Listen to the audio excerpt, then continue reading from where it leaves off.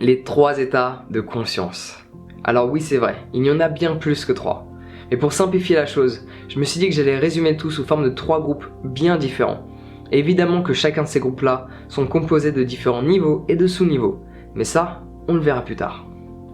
Pour commencer, il faut que tu te visualises le long d'un chemin, un beau jour d'été. Le ciel est bleu, le soleil est de sortie, les oiseaux chantent, tout est fleuri, tout est beau, tout est magique. Il y a même cette petite brise d'air qui te caresse, c'est génial. Donc le premier état de conscience, c'est celui de la non-conscience. Parce que la conscience est déjà en toi, mais tu n'y es pas connecté. Par ce fait, tu ne peux pas voir la beauté de ce qui se déroule en face de toi. Et malheureusement, c'est l'état de la plupart des êtres humains sur cette planète Terre, mais t'en fais pas.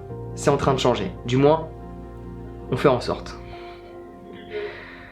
Parce qu'en fait, la plupart des êtres humains, ils marchent sur un chemin, ou marchent dans un parc, dans la forêt, ou le long d'une route, ou même sur la plage. Mais ils ne sont pas présents, ils ne sont pas conscients de leur environnement. Parce qu'ils sont constamment là, en haut, dans leurs pensées, en train de rêver, ou de repenser à ces moments dorés du passé. Par ce fait, ils ne sont pas présents. Ou même parfois, ils sont en train d'imaginer un futur beaucoup plus coloré que leur réalité qu'ils expérimentent à cet instant présent. Et ça, c'est bien dommage, parce que si tu n'es pas présent à cet instant, où es-tu? C'est un petit peu comme si tu passais à côté de ta vie, vrai? Si tu n'es pas là, où es-tu? Pose-toi cette question. Si tu es dans le passé ou dans le futur, tu passes à côté de ta vie. Repense-y. Donc oui, on fait en sorte d'élever les consciences et que les gens soient davantage présents. Donc ça, c'est le premier état de conscience que la plupart des êtres humains ont, mais ça change. Tout doucement, mais ça évolue.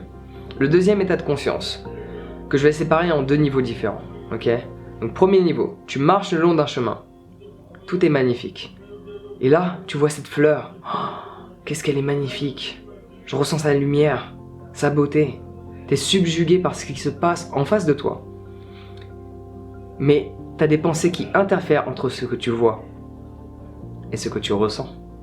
Tu te dis, ah, qu'elle est belle cette fleur.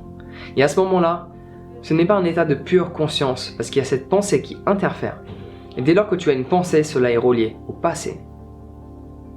Parce qu'il y a un effet de comparaison. Ton cerveau, automatiquement, tu ne peux pas le contrôler, va chercher des informations qui sont similaires à ce que tu perçois. C'est pour ça que le grandiose Krishnamurti dit que la plupart des gens, dès lors qu'ils regardent un arbre ou qu'ils regardent une fleur, ils ne regardent pas cette fleur.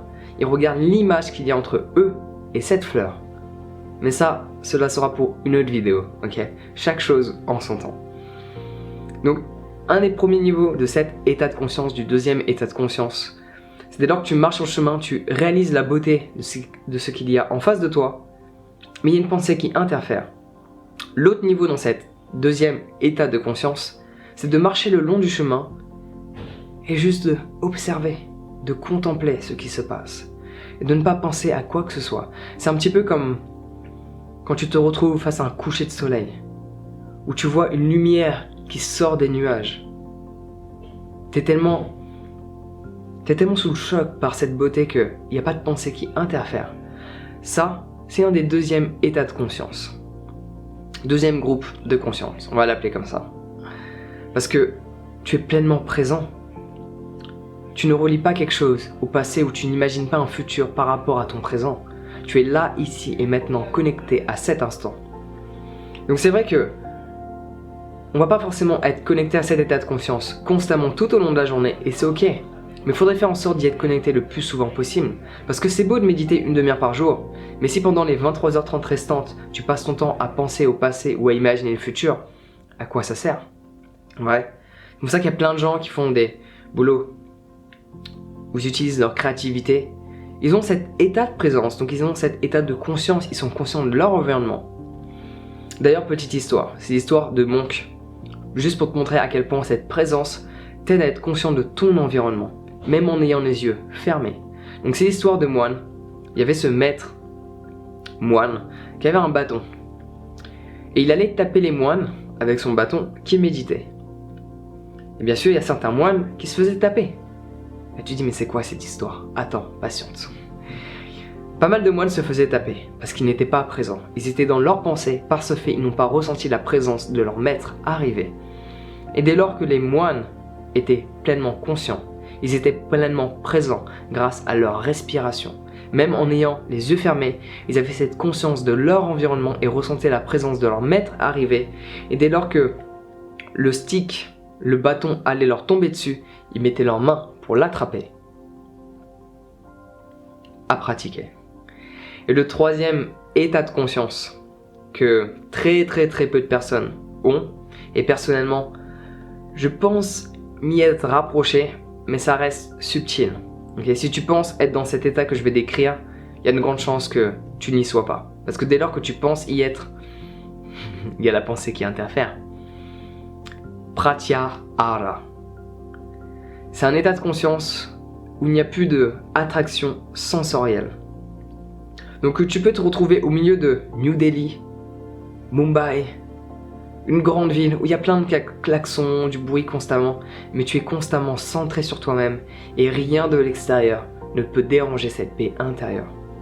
Personnellement, il m'arrive encore d'être dérangé par des choses de mon monde extérieur, mais je me ressente, puis ça va mieux. Mais cet état de pratyahara, rien ne peut t'affecter. Rien de l'extérieur ne t'attire. Parce que tu crées tout de l'intérieur. Et tu es constamment connecté à cette conscience intérieure qui est également à l'extérieur. Ça, on fera une autre vidéo. Mais grosso modo, tu as ces trois états de conscience. La non-conscience, tu es constamment dans tes pensées. Le deuxième état, tu es conscient de ton environnement. Et le troisième, tu es pleinement à l'intérieur de toi. Et tout ce qui se passe à l'extérieur a plus d'importance. Parce que la plus belle chose que tu peux ressentir, c'est à l'intérieur. Parce que cela est un ressenti. Pense à chaque fois que tu aimes quelqu'un. Pense à chaque fois que tu fais quelque chose que tu aimes. Ce n'est pas cet événement extérieur qui fasse en sorte que tu te sentes bien. C'est ta perception de cet événement qui fasse en sorte que tu te sentes bien. Ça veut dire que tout est connecté de ton intérieur.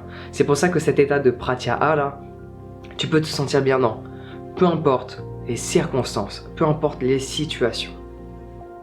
Parce que c'est toi qui décides de comment tu te sens. Donc personnellement, ça m'arrive de me sentir mal. Ok, je ne suis pas parfait.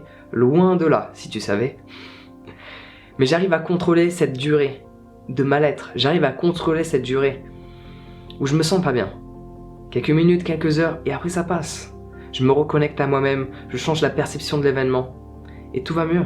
Je me reconnecte à cet instant présent. Donc ce que tu peux faire avant de vouloir obtenir ce dernier état de conscience, marche, regarde les nuages, observe. Marche, regarde les fleurs, observe. Marche, ressens tes pieds sur le sol. D'ailleurs, enlève tes chaussures quelques instants, ça va te faire du bien. Tu vas te sentir ancré au sol et ça va t'aider à développer cette présence. Parce qu'il y a plein d'électrons négatifs que tu ne peux pas absorber à cause de cette semelle de chaussures. Vive le caoutchouc. Donc, mets-toi pieds nus dans l'herbe, ça va améliorer ton organisme. Okay, tu vas te sentir mieux, tu vas te sentir connecté à cette planète. Et tout ira pour le mieux. Donc en attendant, prends soin de toi et on se voit bientôt.